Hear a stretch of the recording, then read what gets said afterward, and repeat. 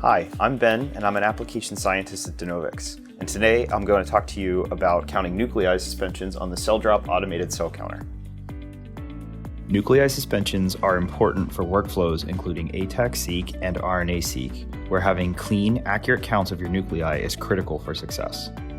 The CellDrop can provide a nuclei count as well as an extraction efficiency score, regardless of the presence of debris. It also allows you to visualize your samples clearly before you move on to the sequencing workflow. We have performed tissue extractions and dissociations on a number of tissues and temperatures, and we have listed all of those on our website, DeNovix.com. So today, I'll be counting our nuclei suspension on the CellDrop Automated Cell Counter. The CellDrop is comprised of both bright field and dual fluorescence optics. It uses a variable height arm, and it has direct pipette technology to eliminate the need for plastic slides when counting. The software has a series of easy apps which are custom tailored for different applications. Today, we'll be using the Nuclei AOPI app.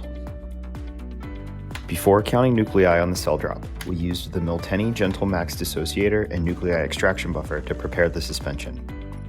You can find details about the protocols we used for these extractions in the video description or on our website. A few tips when preparing nuclei suspensions. Nuclei degrade quickly after extraction, even on ice. Having everything ready so that you can move as quickly as possible is critical to high yields. There are some samples that are more challenging to work with, such as brain and heart samples that tend to be loaded with debris and RBCs, while liver and lung samples tend to be much cleaner and have a lot less debris in them. An optional step of using Miltenyi's anti-nucleus microbeads can improve sample quality even more by removing debris from the sample.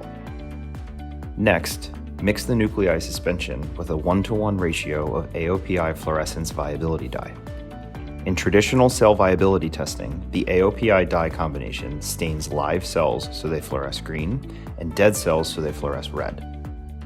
In nuclei suspensions, the stain will label successfully isolated nuclei as red and any remaining intact cells green.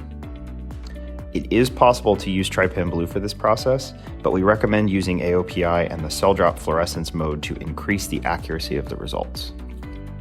With the Nuclei AOPI app open, we'll quickly mix our suspension before loading it directly into the sample chamber.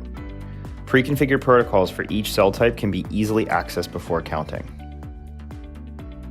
The extended protocol will go into more detail on how to focus and adjust exposure. Now we're ready to press count. In just a few seconds, the CellDrop will acquire green, red, and bright field images, overlay them, and provide a full analysis of the sample.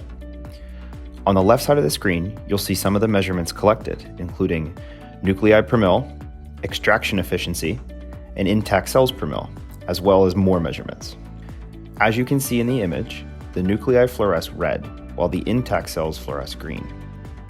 Because the background debris does not fluoresce, it is ignored and does not interfere with the count data. This is one of the reasons why using a CellDrop with AOPI increases the accuracy of the results. Results and images can be easily exported via USB, email, network, or network printer. Now that we're finished with our sample, we'll clean the measurement surfaces with a dry lab wipe.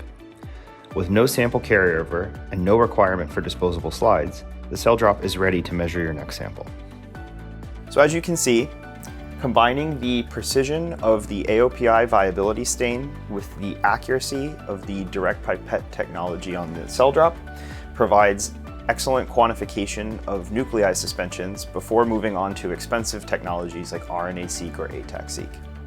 If you have any questions or want further details about the methods we use today, there will be a protocol in the description below or on our website.